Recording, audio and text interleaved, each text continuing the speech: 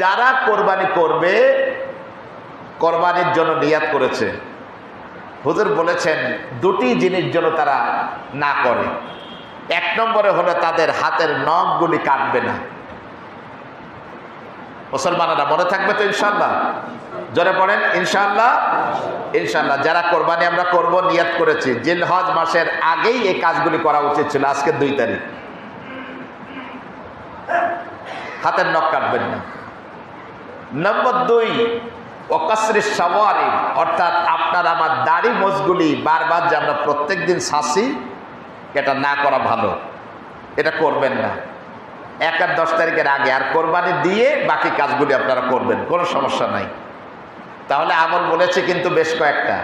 আমরা জিকির করব 3 ধরনের জিকির। একটা হচ্ছে লা ইলাহা ইল্লাল্লাহ, আরেকটা হচ্ছে আল্লাহু আকবার, আরেকটা হচ্ছে আলহামদুলিল্লাহ। কয়টা জিকির? 3টা। আর 2টি আমল বলেছি, যারা আমরা কোরবানি করব তারা হাতের নখগুলি সব কাটা হবে জিলহজ মাসের শুরুর আগের দিন। আগে গত দিন ছিল প্রথম দিন, আজকে দ্বিতীয় দিন, অর্থাৎ কাটার আর সুযোগ নেই। আর হচ্ছে দাড়ি চুল এগুলি ছোট করা, কাটা ছাটা এগুলি না করা ভালো। আপনি 10 তারিখের পরে করেন, সমস্যা আছে নাকি? কোনো সমস্যা নাই। এবার আসুন, রাসূল করিম সাল্লাল্লাহু আলাইহি সাল্লাম বলেছেন যে সবথেকে উত্তম আমল হচ্ছে আপনার আমলের মধ্যে শ্রেষ্ঠ আমল হচ্ছে আরেকটা আমল, সেটা হচ্ছে কোরবানি করা। কোরবানি করাটা ওয়াজিব, এটা কিন্তু আর সুন্নত নেই। কোরবানির দিন, ঈদুল আজহার দিন সকালবেলাতে 85 থেকে 90 হাজার টাকা আপনার আয়াত্তে যদি থাকে, সেটা ব্যাংকে থাকুক, বাড়িতে থাকুক, ডিপোজিট করা থাকুক, যেখানেই থাকুক না কেন, এই পরিমাণ টাকা অথবা এই পরিমাণ সম্পদ যদি আপনার নিজস্ব আয়াত্তে থাকে, তাহলে আপনার উপরে কোরবানি কি ওয়াজিব। হুজুর বলেছেন যে প্রত্যেক ঘর, যে ঘরের মধ্যে মানুষ বসবাস করে, প্রত্যেক ঘরের উপরে আল্লাহ কোরবানিকে ওয়াজিব করেছেন। সেটা যদি হিসাব করতাম তাহলে তো ধনী গরিব কেউ বাদ থাকতো না, কিন্তু এই সামর্থ্য তো সবার নেই। আর একটা কথা আমি আপনাদেরকে গত জুমায় বলেছিলাম, আমরা সবসময় নিজের আমল করে আগায় যাই, হজ করি একা, স্ত্রীর নেই না। কই হুজুরও মহিলা মানুষ, থাকবে দি একা যায়, আর বউরে সান্ত্বনা দেয়, আমি ঘুরে আসি তারপরে আবার তোমারে নিয়ে যাব। আল্লাহ রহমতে আর মৃত্যু পর্যন্ত যাওয়া হয় না। আমি কি ঠিক বলছি না ভুল বলছি বলেন? ওমরা করতে যাবে, উনি একা চলে যায়, কারণে নেয় না। কিন্তু আমাদের মা বোনদের উপরে কোরবানি কি ওয়াজিব না ওয়াজিব না? কথা বলেন না কেন? সম্পদ থাকলে ওয়াজিব না ওয়াজিব না? ওয়াজিব। যদি ওয়াজিব হয়, কেন আপনি একা কোরবানি করতেছেন? ভাবিকে কেন কোরবানি দিচ্ছেন না? ওনার পক্ষ থেকে কেন কোরবানি আদায় করতেছেন না? জাকাত আপনি একা দিচ্ছেন, মনে করতেছেন বেবু সাহেবের দা, উনি আর দেবে কি? তো 100 ভরি সোনা কিন্তু ভাবির নামে আছে, ওইটার আর হিসাব করে না। হাজি সাহেব মানুষ, নিজেরটা কোনো রকম একটু দিয়েছি, হ্যাঁ আমি সব দিয়ে দিচ্ছি। এরকম বিচ্ছিন্ন আমল আল্লাহর কাছে কবুল যোগ্য নয়।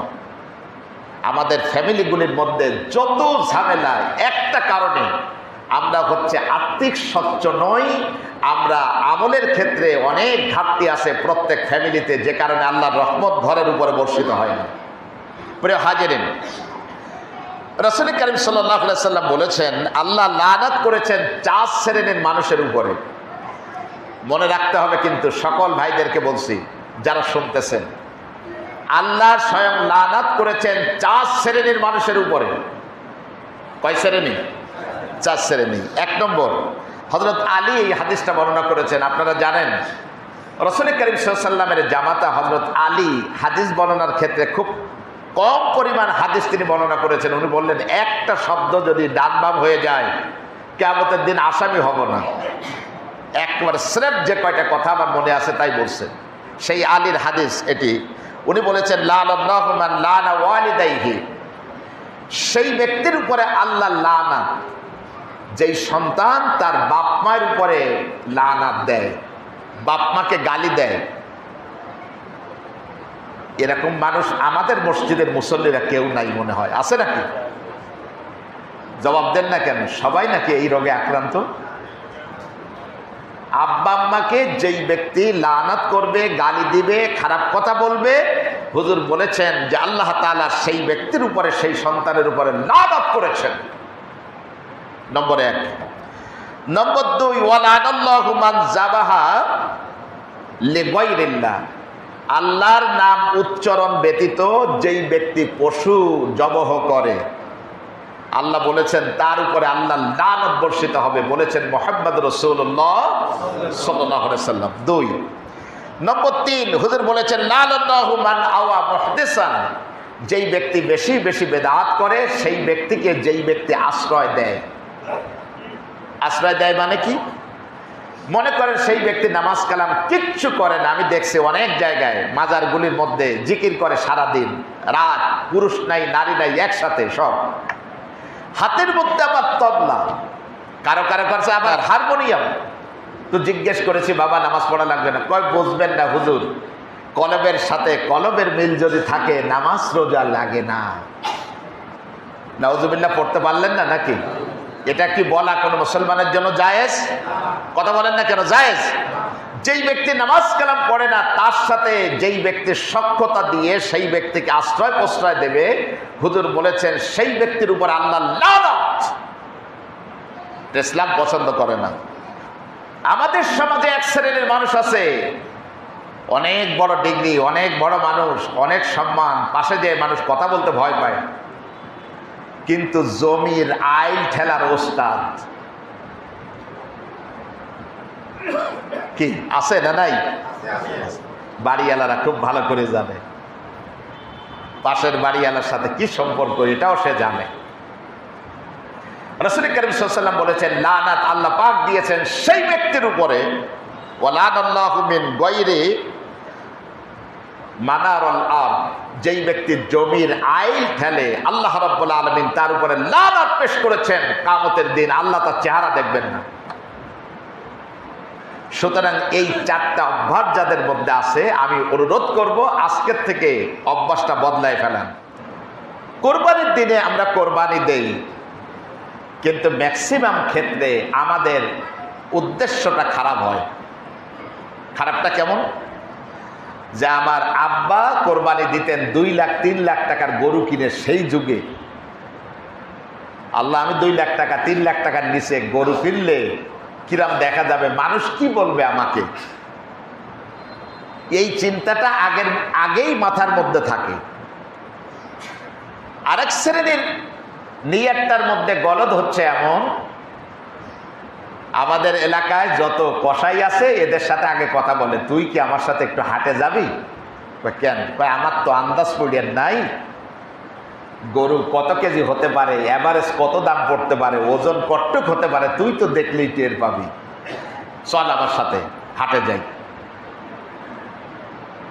আবার এসে বলে যে আমার গরু কিন্তু এত কেজি হয়েছে ওজন। যারা কোরবানি করবেন আমি বলবো সবাই আমার সাথে আয়াতটা পড়ুন, কুল ইন্না সালাতি ওয়া নুসুকি ওয়া মাহইয়ায়া ওয়া মামাতি লিল্লাহি রাব্বিল আলামিন।